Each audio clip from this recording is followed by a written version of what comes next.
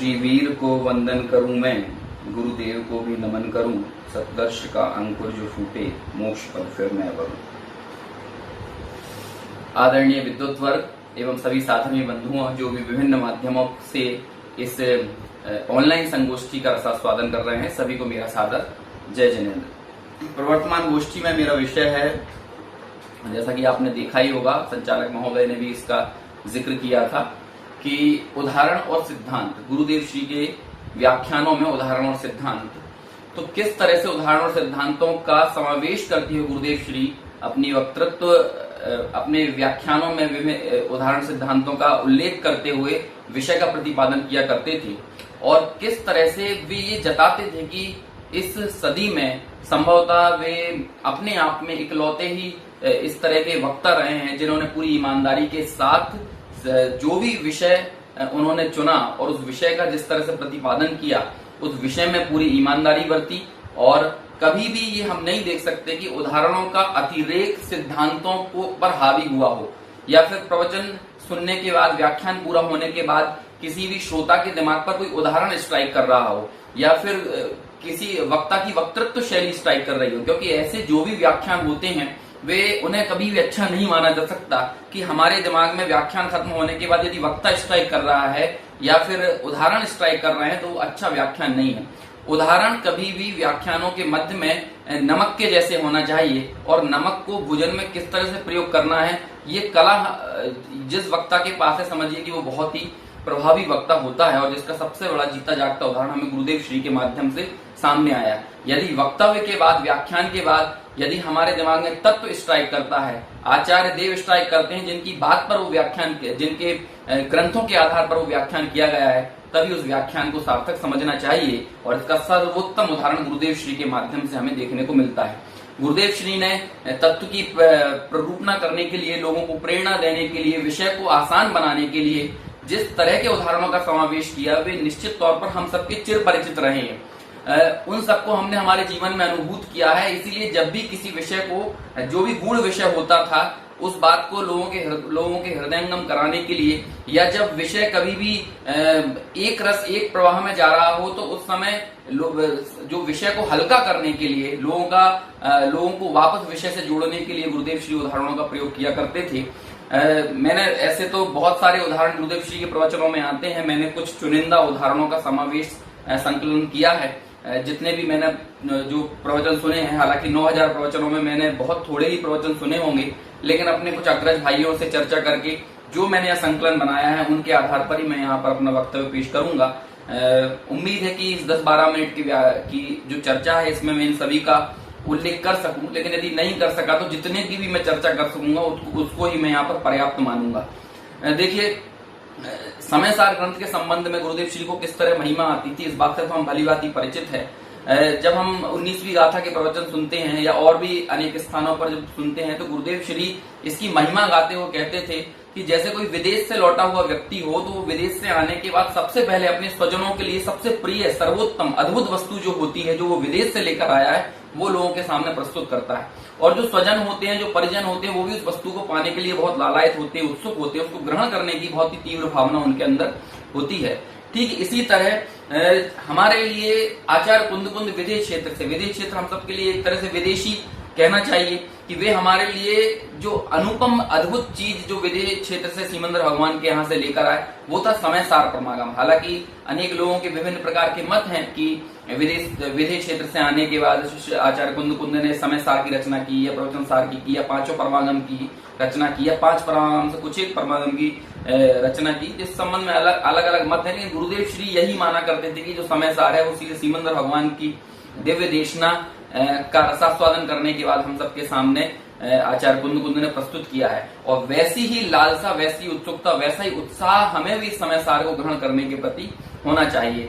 देखिए, इसी तरह जो एक त्रिकाली ध्रुव भगवान आत्मा को ग्रहण करने की बात जब आती थी और उसको द्रव्य कर्म, नौ कर्म और भाव कर्म से न्यारा बताना हो, तो गुरुदेव श्री नरियल का उदाहरण दिया करते थे। वह भी काफी प्रसिद्ध उदाहरण है कि जैसे नरियल होता है, उसमें सबसे ऊपर जटाएं होती हैं, उसके बाद फिर नरेटी होती है, फिर उसके पश्चात जब जो लाल छाल होती है, इन तीनों को ही अलग करके जो स्वच्छ सफेद हष्ट पुष्ट मिष्ट जो नारियल है वह ग्रहण करते हैं। जब भी कोई मिठाई बनाता हो, नारियल के पेड़े बनाता हो, तो वो उस छाल को भी साफ करके नारियल ग्रहण करता है।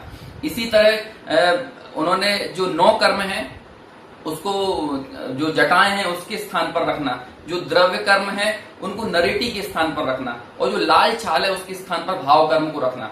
तो जिसे ऐसा शुद्ध त्रिकाली भगवान आत्मा चाहिए, ऐसा शुद्ध जीव जिसको ग्रहण करना है, उसे द्रव्य कर्म, 9 कर्म और भाव कर्म से न्यारा ऐसे त्रिकाली भगवान आत्मा पर दृष्टि यदि करें, तभी वास्तव में उस ज्ञायक तत्व की तरफ दृष्टि जा सकती है। उसे ही द्रव्य दृष्टि कहा है, उसे ही आत्मानुभूति कहा है। गुरुदेव श्री के व्याख्यान में इसके साथ ही जो व्यवहार का निषेध तो यद्यपि वे अनेक प्रकार से किया करते थे और निश्चय को ग्रहण करने की ही बात कहा करते थे, लेकिन एक बहुत ही सुंदर उदाहरण जो लगता है वे कि जब भी कोई हलवा बनाता है तो सबसे पहले आटे को हम लोग किस में सेंकते हैं, कि हम सभी लोग आटे को पहले शुद्ध घी में सेंकते हैं, है ना। उसके बाद फिर शक्कर का पानी उसमें डाला जाता है जब वो आटा सिक जाता है। कभी ये नहीं कहेंगे कि भाई घी तो बहुत महंगा है, पानी सस्ता, इसलिए पानी में आटे को सेंक ले। क्यों? क्योंकि पानी में वो सिकेगा ही नहीं, बल्कि उल्टा लुगदी सा बन जाएगा, वो मतलब किसी काम का ही नहीं रह जाएगा, है ना। तो ऐसे ही कोई यदि सोचे कि भाई सम्यक दर्शन तो हो नहीं रहा है, निश्चय का ग्रहण तो हो नहीं रहा है, इसलिए व्यावहारिक क्रियाओं में शुभ कर्म, शुभ क्रियाओं को करते हुए मुक्ति श्री की प्राप्ति कर ली जाए, शुद्ध भावों तक पहुंचा जाए, तो फिर गुरुदेव श्री कहते थे भाई ऐसा कभी होने वाला नहीं है, बल्कि जो कुछ भी ग्रहण होगा वो हम उल्टा मट्टी पलेती कर देंगे। क्यों? क्योंकि कभी भी शुभ करते करते शुद्ध हो जाए, इसका निषेध करने के लिए गुरुदेव श्री एक और बात कहा करते थे कि भाई जैसे कि लहसुन खाते खाते किसी को अमृत की डकार आए, या जहर पीते पीते कोई अमृत को प्राप्त करना चाहे, जो ये कभी संभव नहीं है, ऐसे शुभ भावों को ग्रहण करते करते कोई यदि सोचे कि भाई शुद्ध में पहुंच जाए तो वो कभी भी संभव नहीं है।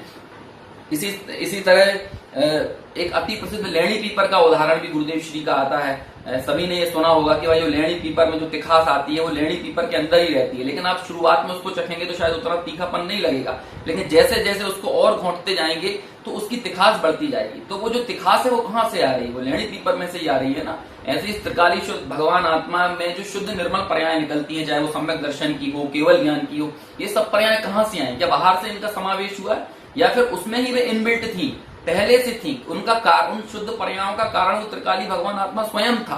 तो जैसे जैसे इच्छा निरोधा तपा के, इच्छा निरोध तपा, या फिर संवर के द्वारा, निर्जरा के द्वारा, जैसे जैसे ये स्वरूप में मग्न होता जाता है, वैसे वैसे वे निर्मल पर्याय भी हमारे सामने आती जाती हैं। वास्तव में वे निर्मल पर्याय किसी बाहरी अवलंबन से नहीं आई हैं, बल्कि इस त्रिकाली द्रव्य की स्वयं की थी, इस जीव की स्वयं की ही थी, तभी वे हमारे सामने आई हैं। और इसी बात को कहते थे कि भाई जिस व्यक्ति ने आत्मानुभूति किया है वही जैन है। और वे जैनत्व को समझाने के लिए बहुत ही सुंदर चर्चा उदाहरण दिया करते थे कि एक बहुत सुंदर छंद भी वे हमेशा याद किया करते थे, घट घट अंतर जिन वसे घट घट अंतर जैन, है ना। मद मदिरा के जोर से मतवाला समझे नहीं।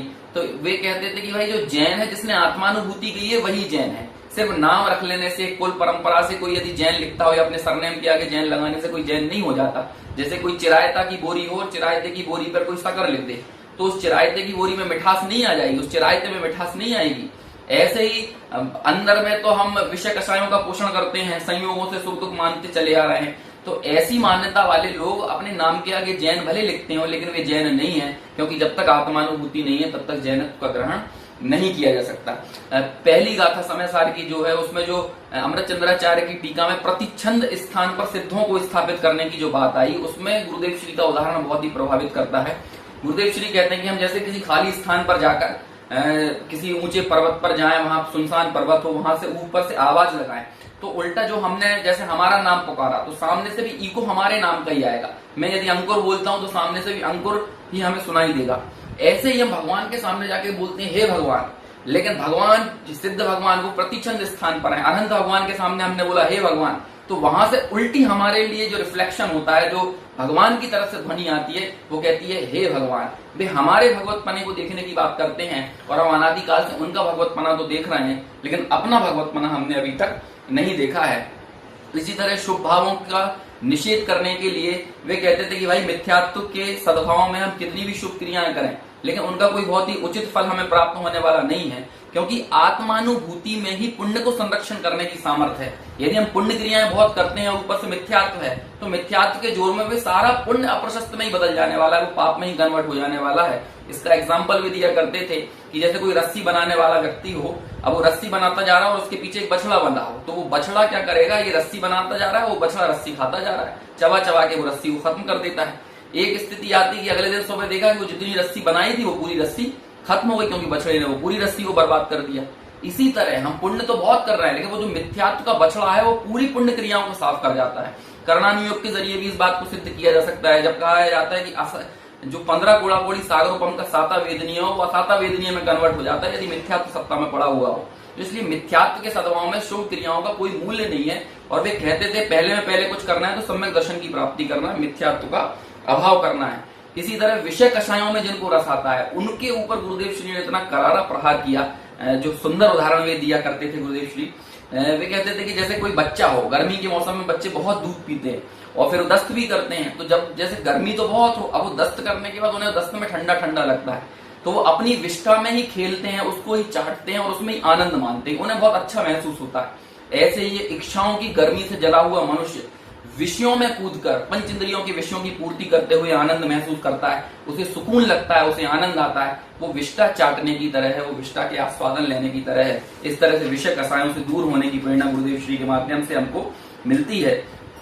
गुरुदेव श्री का शिथिलाचार के ऊपर भी हमेशा बहुत ही करारा प्रहार रहा है। वे कहते थे कि जैसे कि मूर्ति पूजक दिगंबर श्वेतांबर हैं या स्थानकवासी श्वेतांबर हैं, उन्होंने उनकी जो मान्यताएं हैं उनके ऊपर गुरुदेव श्री ने एक एग्जाम्पल दिया है कि जैसे कोई साहूकार हो, उसने किसी व्यक्ति को 100 रुपए उधार दिए, अब वो उधार लेने वाला व्यक्ति मर गया, तो वो साहूकार सोचता है मैं इसके पुत्र से ज्यादा पैसे वसूल लूं, इसलिए वो अपने बही खाते में 100 रुपए के 10,000 रुपए लिख देता है।